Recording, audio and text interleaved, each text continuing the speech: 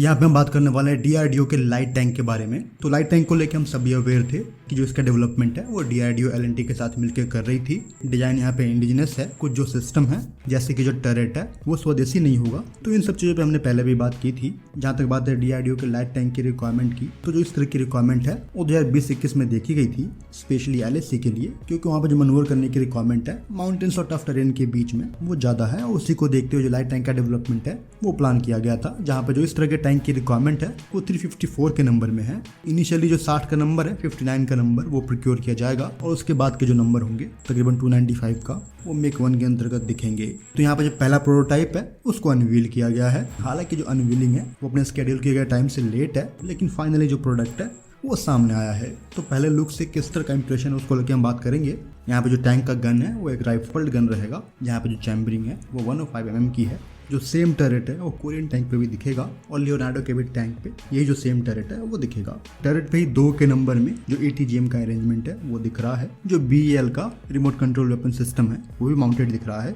जो laser warning receivers हैं वो दिख रहे हैं, और यहाँ पे एक्टिव प्रोटेक्शन सिस्टम के लिए जो अरेंजमेंट है वो भी दिख रहे हैं। आर्मर की बात करेंगे तो जो मॉड्यूलर आर्मर ब्लॉक्स हैं वो दिख रहे हैं। इस तरह की आर्मरिंग है वो आपको हेल्प करेगी एक कम समय में। अगर टैंक को क्षति पहुंच जाती है तो उस मॉड्यूलर सेक्शन को रिप्लेस करने में कई जो एडिशनल कैमरे हैं वो दिख रहे हैं, जो कि चारों तरफ का व्यू प्रोवाइड करेंगे।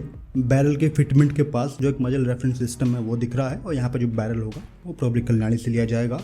इनिशियली जो टर्रेट है वो कॉकरेल के रहेंगे, और प्रॉब्ली जो प्रोडक्शन वेरिएंट में डीआरडीओ का जो अपना टर्रेट है इंडिजिनस टर्रेट वो आता हुआ दिखे। ऑप्टिक्स यहाँ पे साफरान की है जो कि कॉकरेल के टर्रेट पे है। फिलहाल यहाँ पे जो बैरल है वो 105 mm का है, हाई प्रेशर बैरल है। प्रॉब्ली यहाँ पे ये भी जो अरेंजमेंट है वो कॉकरेल के टर्रेट के साथ ही है। जहाँ तक बात है एलिवेशन कैपेबिलिटी की, तो जो एलिवेशन कैपेबिलिटी है मेन गन की वो +42 डिग्री का अराउंड है।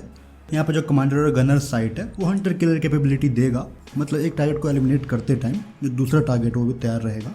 यहाँ पे जो कोएक्सियल गन है 7.62 वो माउंट किया गया है RCWS पे। जो अम्यूनिशन स्टोरेज है वो कंपार्टमेंटलाइज्ड है। फायर पावर में अगर लिथैलिटी की बात करेंगे तो इसके पास कैपेबिलिटी होगी 500 mm RHI के टारगेट को पेनिट्रेट करने के लिए 2 किलोमीटर की दूरी पे, और CE अम्यूनिशन के साथ ये तकरीबन 800 mm का जो RHI है उसको डिफीट कर पाएगा 2 किलोमीटर की दूरी से। अगर इसके सर्वाइवल क्षमता की बात करेंगे तो जो APS है एक्टिव प्रोटेक्शन सिस्टम यहाँ पर रहेगा, जिसमें जो सॉफ्ट किल और हार्ड किल है दोनों रहेंगे। और जो दूसरे थ्रेट हैं जैसे कि ड्रोन हो गए या फिर जो टॉप अटैक थ्रेट है उसको भी काउंटर करने के लिए जो एलिमेंट है वो यहाँ पे दिए गए हैं। अगर पैसिव प्रोटेक्शन की बात करेंगे तो जो 60 डिग्री का आर्क है, अगर आपके ऊपर फ्रंट से अटैक होता है तो जो 60 डिग्री का आर्क है वहाँ पे प्रोटेक्शन मिल जाएगा।